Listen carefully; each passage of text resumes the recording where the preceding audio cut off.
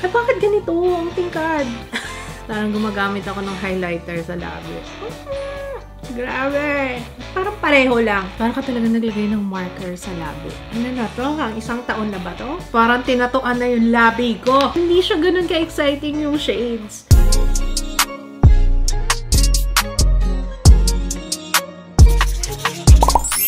Hello everyone! Welcome back sa ating channel. So, meron na naman tayo isa swatch fest. Yung Kim Muse Spring Letter Long Lasting, mahaba yung pangalan nito, Lip Stain Tip Marker. Ito yung nakikita ko sa TikTok na parang marker talaga siya. Parang highlighter, ganon level. Itsura niya. Promise. Okay, buksan natin to isa. Ayusin ko muna ha, kasi magre-rely ako sa box. Yung sa intensity niya, pag nag-swatch tayo. So, sana tama ako. Hopefully. Okay, so ayan, inayos ko na siya from the lightest to the most intense. Ang price niya, nakasale siya ngayon, 174 pesos. Sige nga, let's see. Ito siya mga kaibigan. Para lang talaga siyang marker. Ay, marker nga! Ayan o. This is MN01 or Chai. Hala, marker nga to. Ay, bakit ganito? Ang tingkad. Ang layo ng kulay ng packaging. Parang very intense yung mga kulay nito.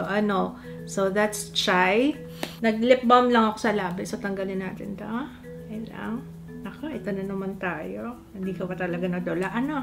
Tapos magtataka ka, bakit dry yung lips mo? Swatch ka na swatch. Medyo matingkad siya na, pero marker. Ay, marker nga. Ay, wow! Ang intense ng kulay. My gosh.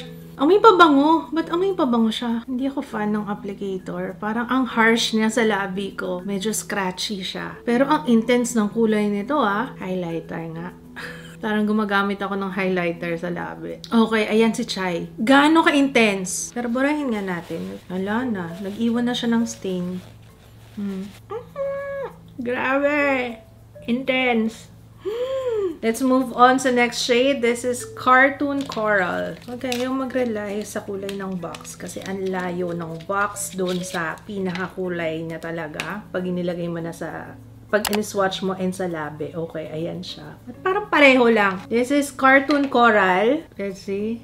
Oh my God, ang intense lahat. No, pwede mo naman timplahin. Konti lang yung apply mo. Pero anong difference niya dun sa kanina? Parang pareho lang Tsaka hindi ko talaga gusto yung applicator niya. Ang scratchy. So, ayan si Cartoon Coral.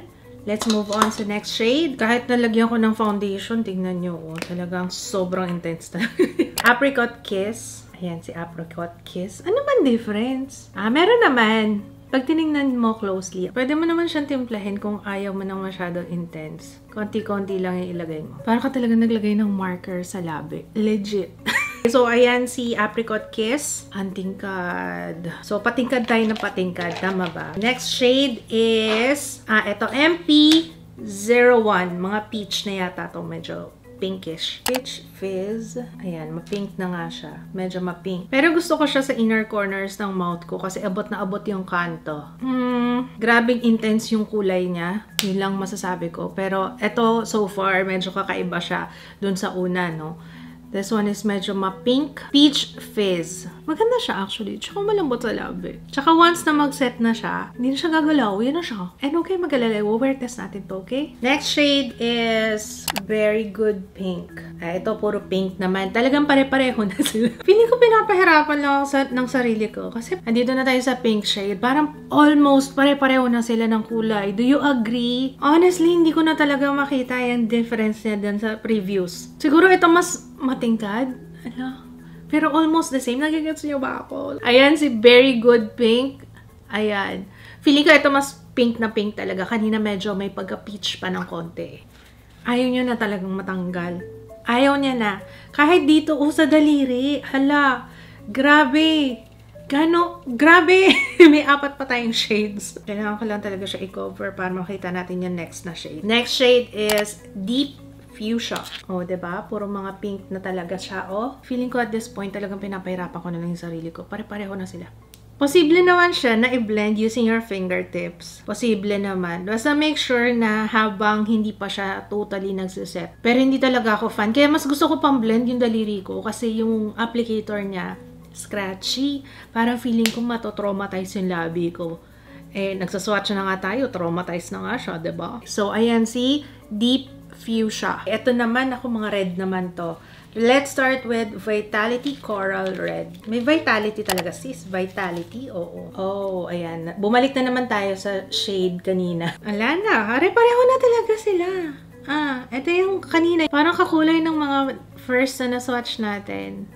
And in fairness kahit na medyo may pagbabalat sa labi, hindi naman na-emphasize.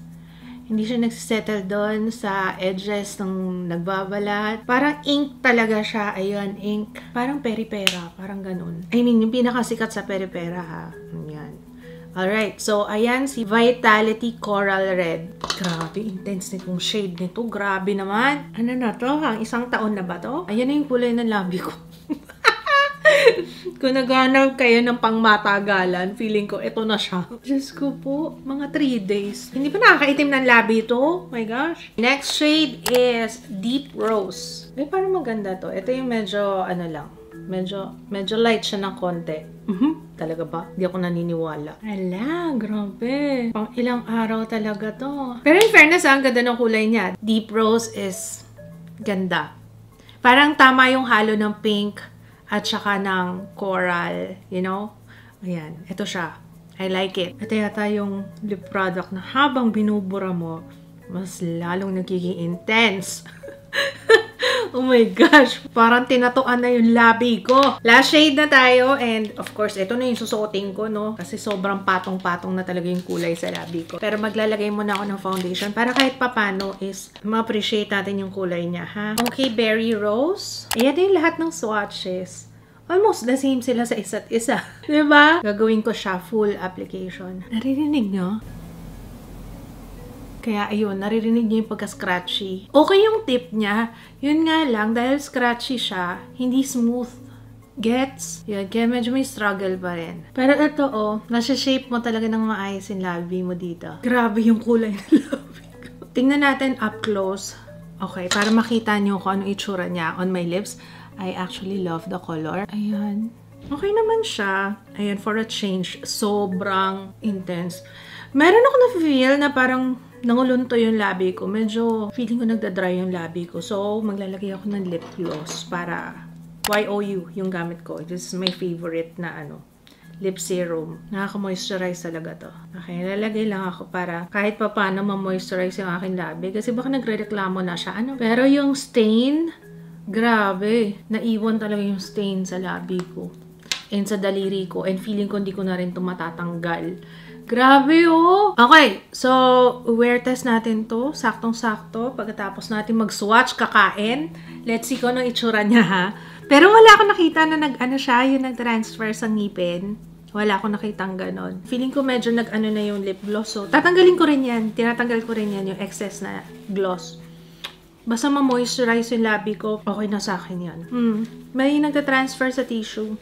Pero sobrang kulay pa rin. Pero ang dami natin na swatch talagang mag-sustain talaga yun sa labi. Ito yung lip product na kung ayaw mo na nagre-reapply, ito talaga, feeling ko pang 1 linggo. Guys, nakakain na ako't lahat. Tingnan nyo kung gano'n. Marker talaga siya. Hindi siya lipstick marker po talaga siya, no? Hindi ko alam kung hanggang saan talaga at hanggang kailan ito. Hindi ko alam kung hanggang kailan yung lipstick na yan kasi grabe yung level, no? Parang okay, so it's 10:58. Tingnan niyo yung labi ko up close. Grabe yung tint na iniwan niya, as in parang tattoo na parang hindi mo talaga siya mabubura. Yun ang downside. Yun ang disadvantage doon. Kasi paano kung hindi mo gusto yung shade? Wala na. Yan na yun talaga, sis.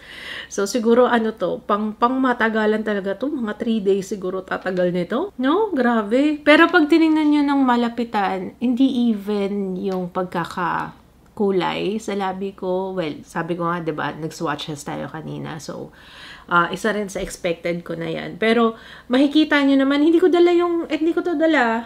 Iniwan ko to dito. Ilang oras na yung nakalipas, pero tingnan nyo yung labi ko. Pero hindi na siya magandang tingnan. Oo, nandiyan pa yung stain. Nandiyan pa yung tint. May kulay pa yung labi ko, pero hindi siya ganun kagandang tingnan. Parang, hindi siya even.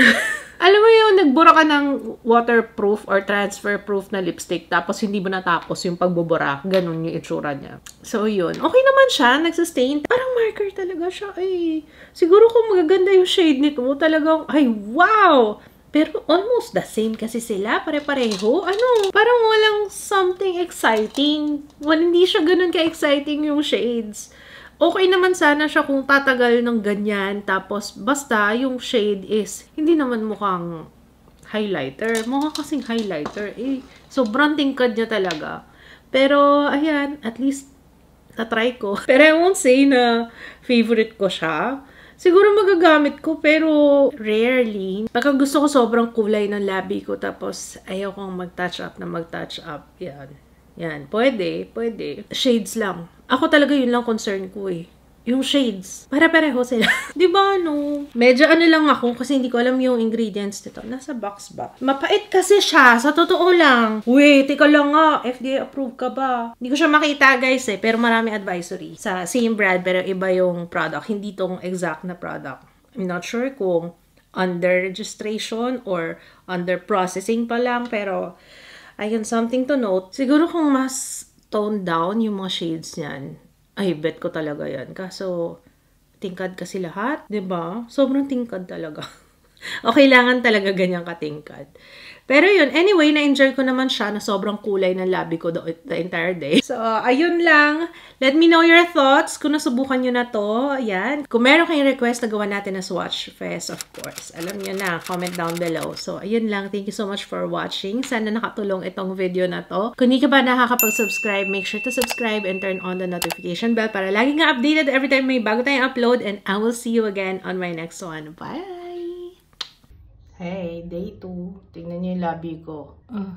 Ang pula pa rin. It's day 3. Wala nang na-try ko yung marker na yon. Parang may sugat yung labi ko. So, at this point, parang okay na sa akin yung hindi ganun ka long lasting. Pero hindi naman nag-iiwan ng masagwa sa labi ko. So, day 3, parang nagsugat yung labi ko. Yung itsura lang naman. Hindi siya nagsugat. Hindi maganda. Tingnan.